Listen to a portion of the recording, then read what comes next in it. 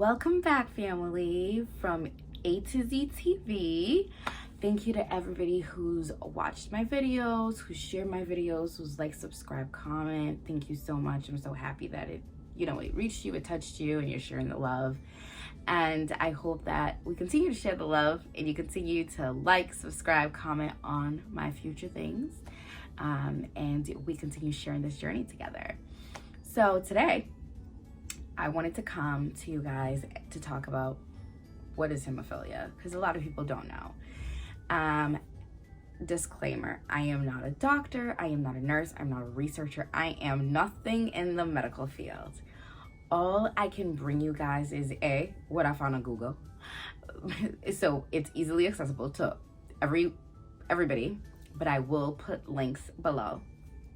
And also what I can do is, or the way that I'm going to do this is, after I read a section about the clinical or Google definitions of these things, I am then going to give real life, layman's term, my experience of how these definitions have impacted my life or what they mean for me.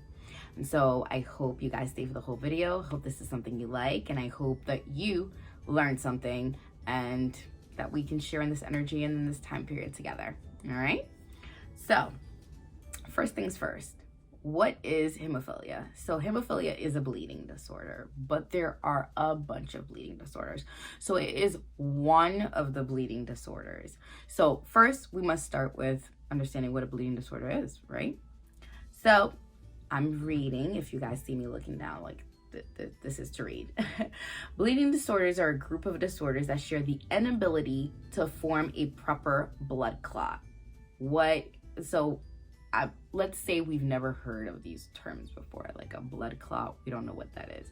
So that's just your blood clotting. So that is what happens when you get a cut, right? Or when you get a bruise or whatever. Well, maybe not a bruise, but a cut, definitely. The blood clots so that it can heal. So the blood has to clot to form, like, that little nasty thing,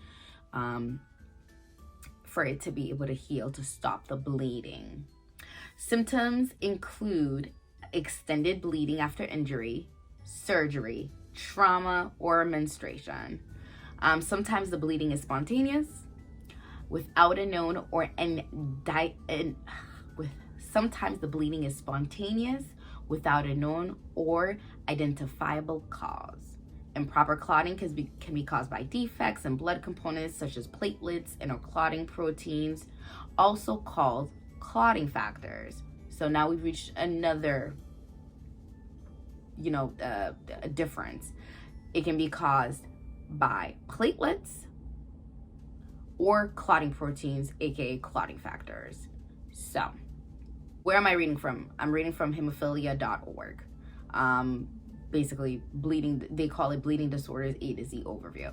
So we'll stop there because I can go into the next section. The next section is first of all. Okay, so I'm not going to the next section. For me, my key identifier for myself, or for the doctors that I had as a 13-year-old, was menstruation.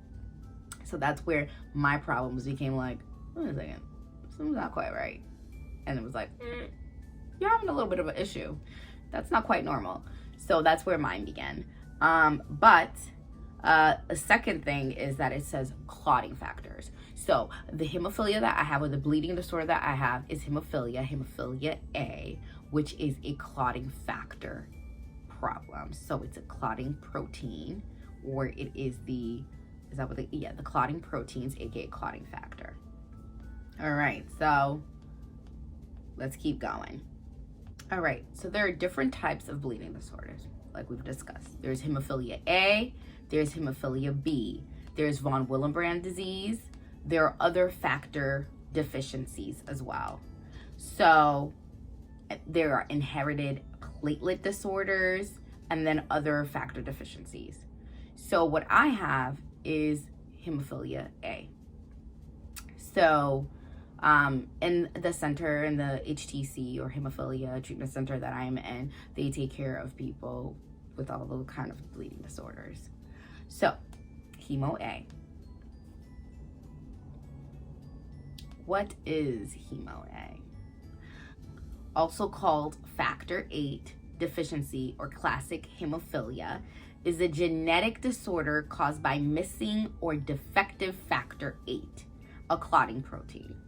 Although it is passed down from parents to children, about 1/3 of the cases found have no previous family history. According to the U.S. Center of Disease Control, or the CDC, hemophilia occurs in approximately 1 in 5,617 live male births.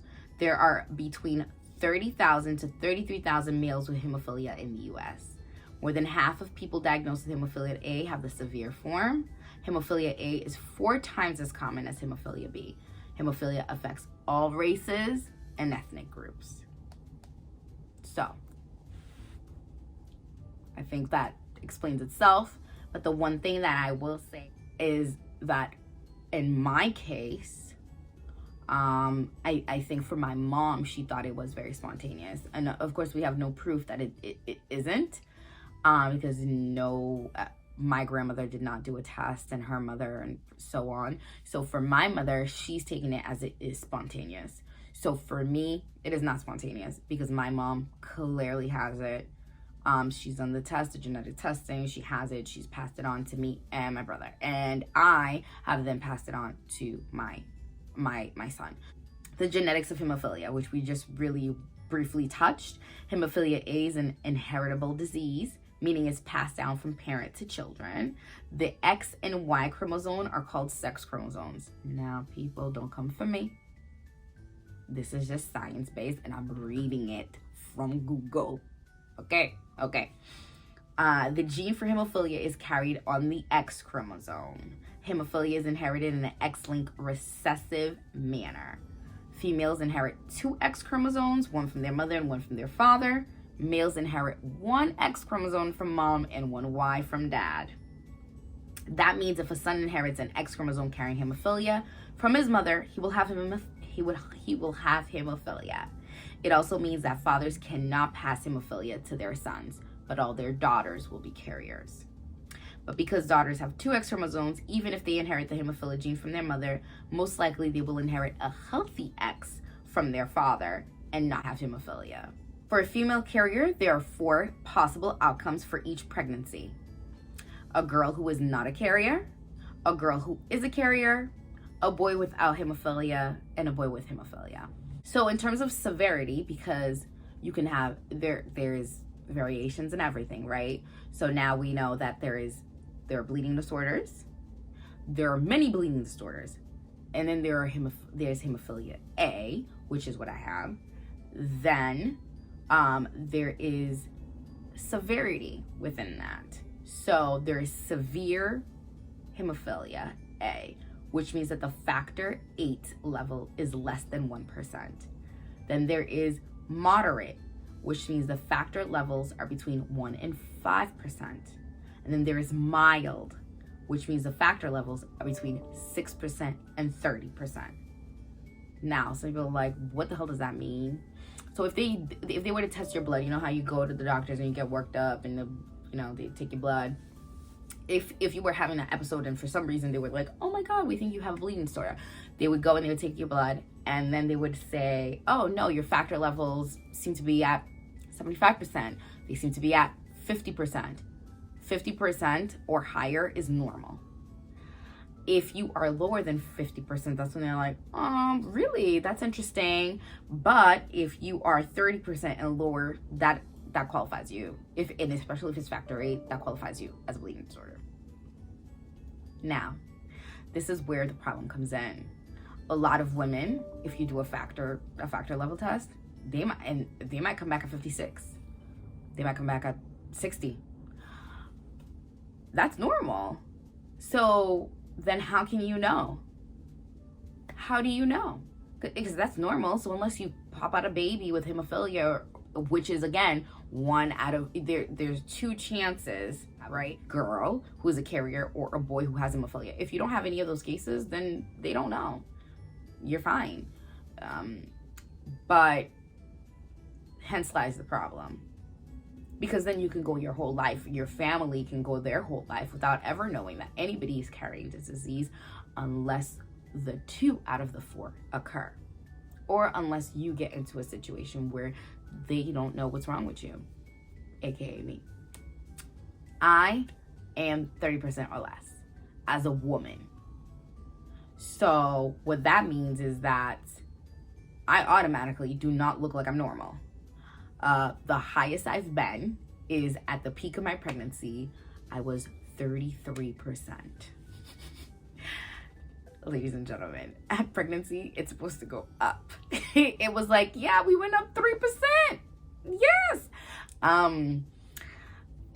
When I got tested the first time when I was having my menstruation issues that they were able to diagnose me, I was at 19%.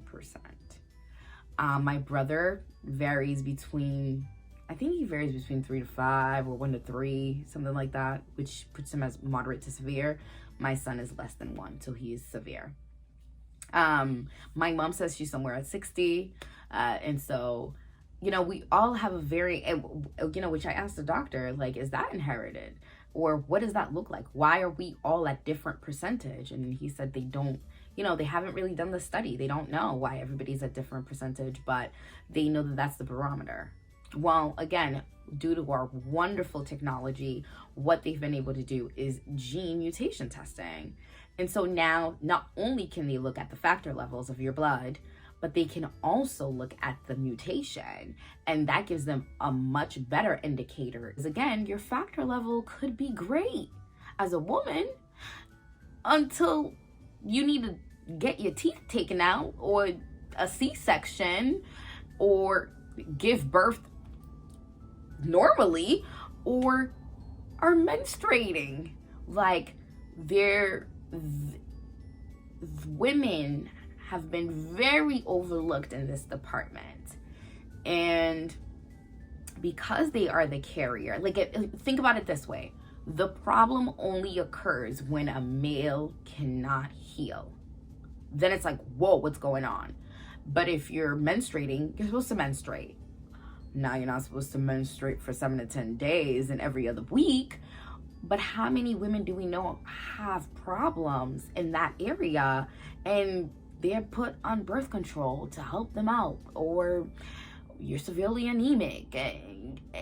It's overlooked. Again, there are spontaneous that everybody gets tested, nobody has a problem, and it happens. It's a mutation, because that's what it is. It's a mutation of a gene.